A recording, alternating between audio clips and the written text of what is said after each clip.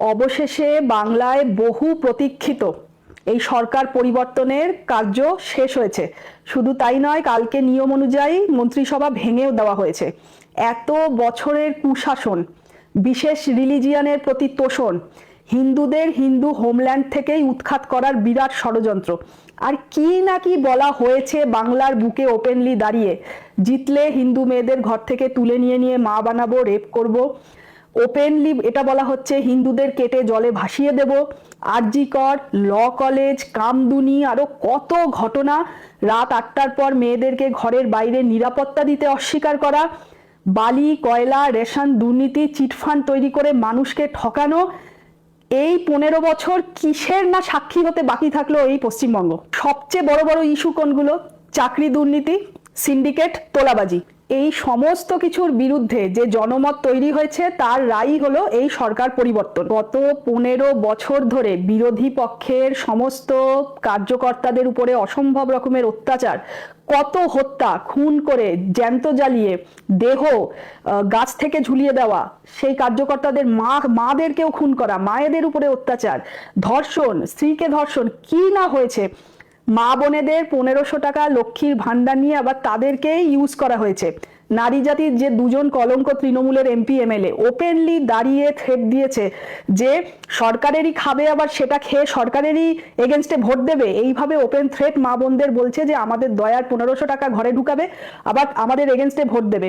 কত কি না হয়েছে। এবারে সবচেয়ে মজার বিষয় হলো, আমি যেটা বলবো একটা সাধারণ মানুষ হিসাবে, যে যে মানুষেরা এই এত বছরের অত্যাচারে জর্জরিত ব্যথা অনুভব করতে পেরেছেন, বা নিজেরা ডাইরেক্ট অত্যাচারিত হয়নি কিন্তু অন্যদের ব্যথা অনুভব করতে পেরেছেন, তারা সকলে ভোট দিয়েছেন, রায় দিয়েছেন, সরকার পরিবর্তন করেছে। এবারে আমি যেটা বলবো যে আজকে যদি আমি 92-93 যেটা হয়েছে সেটা না ধরে, ধরুন অন অ্যান অ্যাভারেজ যদি 90% ধরি ভোট পড়েছে, সেই 90%-এর কিন্তু 45% বিজেপি বা এই নতুন সরকার যে গড়তে চলেছে সে ভোট পেয়েছে। তার মানে বাকি 45% ভোট কিন্তু পায়নি। দুটো ক্যাটাগরি রয়েছে। একটা দল হচ্ছে রিয়েল ক্রিমিনাল বা ক্রিমিনাল মাইন্ড, যারা জানে আমাদেরকে এদেরকে আসতে দেওয়া চলবে না। আরেকটি যে ক্যাটাগরি, তারা তো সাধারণ মানুষ। তারা কি প্রমাণ করলেন ভোটটা না দিয়ে? যে এত কিছু, আজকে আরজি কর, ল কলেজ, এত দুর্নীতি, চাকরি কেনা বেচা, এত অত্যাচার, বালি কয়লা চুরি, পুকুরের পর পুকুর ভরাট, ইল্লিগাল বিল্ডিং তৈরি, এই সমস্ত কিছু কোনো কিছুতেই এই সাধারণ মানুষদের কিছু এসে যায় না। এত কিছুতে তারা কি শিক্ষিত নয়? তাদের মধ্যে প্রায় সকলেই আমি ধরে নেব যে তারা ডিগ্রিধারী, তারা শিক্ষিত। তাহলে কেন কোনো কিছু এসে যাচ্ছে না? বা সমস্ত ঘটনাকে তাদের ছোট ঘটনা মনে হচ্ছে?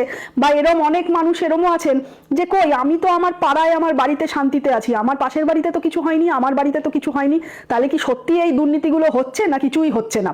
আমার কি এসে যায় কোথায় কি হচ্ছে? যে পরিবর্তনের জন্য আমরা সকলে মিলে এত লড়াই করেছি, সেই পরিবর্তন তখনই আসবে যখন ওই বাকি 45%-এর সেকেন্ড ক্যাটাগরিও ভোট দেবে, যারা দুর্নীতিকে দুর্নীতি হিসাবে দেখবে, যাদের প্রত্যেকটা ঘটনাতেই যাদের মন কাঁদবে, যাদের কিছু এসে যাবে, এবং মা বোনেদের সুরক্ষাকে আটমোস্ট প্রায়োরিটি দেবে। এটা গেল একটা পার্ট। এবারে যারা বাঙালি জাতির বাংলার পরিবর্তন এবং বাংলার নবজাগরণের জন্য যারা কাজ করছেন, তাদেরকে কিন্তু মনে রাখতে হবে, এই বাংলার যে এতকাল ধরে বাংলায় যে অপসংস্কৃতির বাসা বেঁধে আছে বা ঘুণ ধরেছে, এটা কিন্তু একদিনের কাজ নয়। এটার জন্য যে সরকার পরিবর্তন হলো, এই সরকার পরিবর্তন কিন্তু স্টেপ নাম্বার 1। আগামী 5 বছরের মধ্যে যে ঘুণ, যে অপসংস্কৃতি কমিউনিস্ট পার্টিরা অত বছর আগে জন্ম দিয়েছে, তার লালন পালন করেছে। আমি আবারও বলবো, লাস্ট যে রাজ্য সরকার ছিল যার পতন হলো, সে শুধুমাত্র বিষবৃক্ষকে ইউজ করে বিষবৃক্ষের ফল সবাইকে খাইয়ে সবার ধ্বংস করেছে, কিন্তু সেই বিষবৃক্ষের জন্ম দিয়েছে কমিউনিস্ট পার্টি, তাকে লালন পালন করে বড় করেছে এই কমিউনিস্ট পার্টি। সুতরাং এত বছরের বাঙালি জাতির মধ্যে যে অপসংস্কৃতি ঘুণ ধরেছে, তা কখনোই আগামী 5 বছরে মেটানো যাবে না বা রেকটিফাই করা যাবে না। অন্তত 30 বছর লাগবে এই ঘুণ সরাতে। আমি যদি সামাজিক ফ্রন্টে কথা বলি, ইকোনমিক্যাল বা ইনফ্রাস্ট্রাকচার ডেভেলপমেন্ট নয়, সামাজিক ফ্রন্টে যদি আমাদের শুধরাতে হয়, তাহলে কাজ করতে হয়, তাহলে সবার আগে এই ঘুণ ধরা সমাজকে ক্লিন আপ, স্যানিটাইজ করা, এবং তারপরে একে ইন্সপায়ার করা। সমস্ত ইয়াং জেনারেশন, জেনজি এবং পরবর্তী জেনারেশনকে, তাদেরকে অ্যাসপিরেশনাল যে চাহিদাটা ছিল পশ্চিমবঙ্গের বহু বহু বছর আগে, সেই চাহিদাটাকে আবার ফেরত আনতে হবে। 30টা যদি স্টেপ হয় এই পশ্চিমবঙ্গের আমূল পরিবর্তন করার জন্য, আবারও বললাম এই সরকার পরিবর্তন শুধুমাত্র তার প্রথম স্টেপ, এখনো চলার পথ অনেক অনেক পড়ে রয়েছে।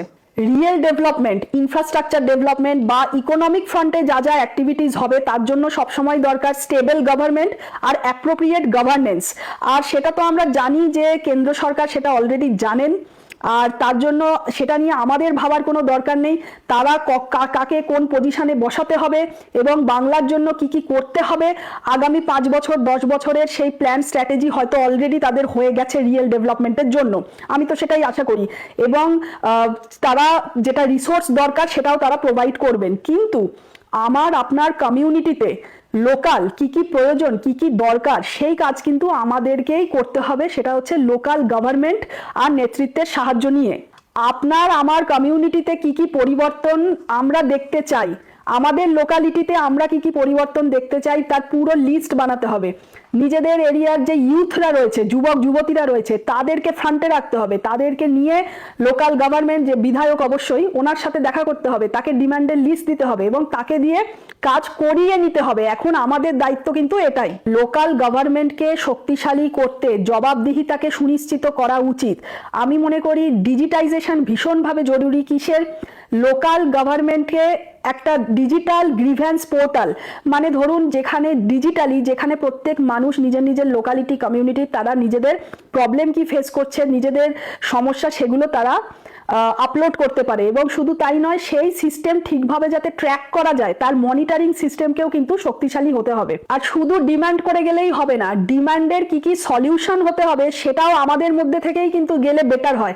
লোকাল মানে যে ইউথ ইয়ং ছেলেমেয়েরা আছে তারা সলিউশন বেটার বলতে পারবে, তারা আলোচনা বেটার করতে পারবে। তো এইভাবে আমাদের কমিউনিটি বিল্ড আপ, কমিউনিটিকে শক্তিশালী এবং এইভাবেই কিন্তু লোকাল গভর্নমেন্টকে দুর্নীতিমুক্ত করা যাবে।